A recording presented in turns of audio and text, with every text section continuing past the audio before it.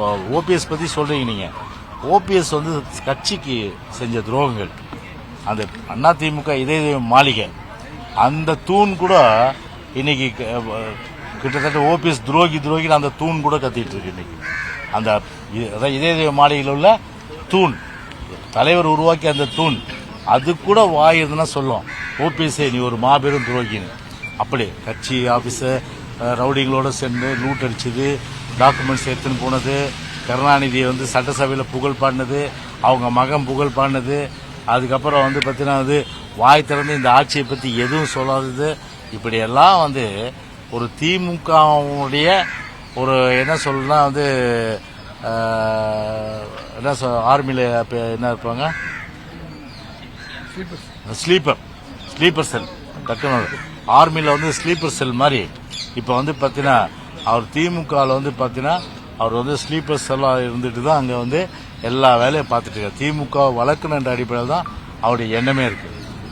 அதாவது ஒரு கட்சி மூலமாக நம்ம வந்து வளர்ந்தோம், ஒரு கட்சி அடையாளம் கட்டுச்சு, ஒரு புரட்சி தலைவர் உருவாக்கி கட்சி அம்மா அடையாளம் கட்டினாங்க.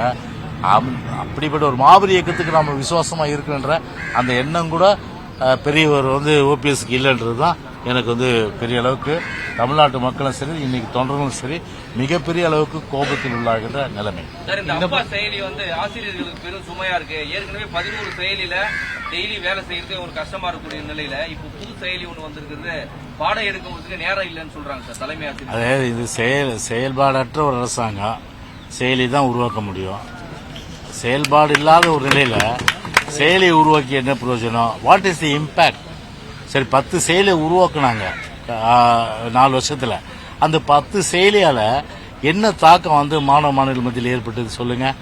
இன்னைக்கு வந்து பார்த்தீங்கன்னா பள்ளிக்கல்வித்துறை சீரழிந்து கிடக்குது. இன்னைக்கு ஜாதிய கலாச்சாரம், ஜாதிய கொடுமைகள், ஜாதிய பேர் சொல்லி வெட்டுறது, அப்புறம் வந்து ஒரு இதில் கூட செயினை பறித்து கழுத்து அறுத்த விஷயம் அது கூட வந்து நடந்தது இல்லையா ஒரு மாவட்டத்தில்.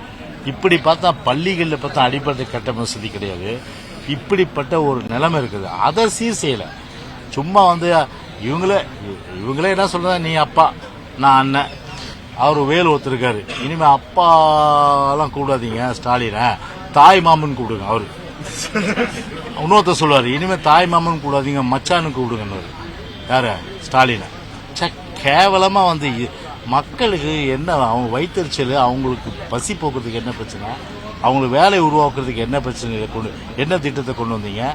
அவங்க வந்து பார்த்தீங்கன்னா ஒரு வாழ்க்கையில் ஒரு பொருளாதார ஏற்றம், ஒரு கல்வி ஏற்றம் பெறுறதுக்கு என்ன திட்டத்தை கொண்டு வந்தோம், அதை பற்றி யோசிக்காம ஒரு என்னன்னா ஒரு துக்ளக் அரசாங்கம் மாதிரி ஒரு கோமாளி அரசாங்கம் தான் இந்த நாட்டை இன்னைக்கு ஆண்டுட்டு இருக்கு. இன்னைக்கு வேலு சொல்றாரு, இனிமேல் ஸ்டாலின்லாம் நமக்கு வந்து தாய் மாமன் தானா?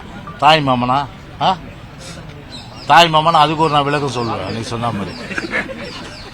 அப்புறம் அதுக்கு ஒரு விளக்கம் சொல்ல வேண்டியது இருக்கும். அதனால இன்னைக்கு இதோட முடிச்சிருங்க, அதுக்கு விளக்கம் இன்னொரு நாள் சொல்றேன். இப்ப அம்மன் அர்ஜுனன், அதாவது கோவை வடக்கு சட்டமன்ற உறுப்பினர் அம்மன் அர்ஜுனோட வீட்டில் வந்து டிவிஎஸ்சி ரைடு போயிட்டு இருக்கு. அதாவது என்ன செய்ய இந்த ஆட்சி? காவல்துறையை ஏவல்துறையாக்கி அதன் மூலம் எதிர்கட்சிகளை ஒடுக்குகின்ற அந்த வேலையை தான் பார்க்கணும். அதனால் எத்தனை சோதனை பண்ணாலும் சரி, எத்தனை வழக்குகள் போட்டாலும் சரி, அதுக்காகலாம் அஞ்ச போகிறது கிடையாது. அதை நாங்கள் நிச்சயமாக நீதிமன்றத்தில் எதிர்கொள்வோம். பழி வாங்குற போக்கு, முழுக்க இது பழி வாங்குற போக்கு. தேர்தல் நேரம்ன்றதுனால இன்னும் 10 மாதம் இருக்கிறதுனால எப்படியெல்லாம் வந்து அதிமுக மேலே ஒரு பிரம்மையை வந்து பார்த்தீங்கன்னா மக்கள் மத்தியில் ஒரு மாறான கருத்து ஏற்படுத்துகின்ற எண்ணத்தில் செயல்படுவாங்க.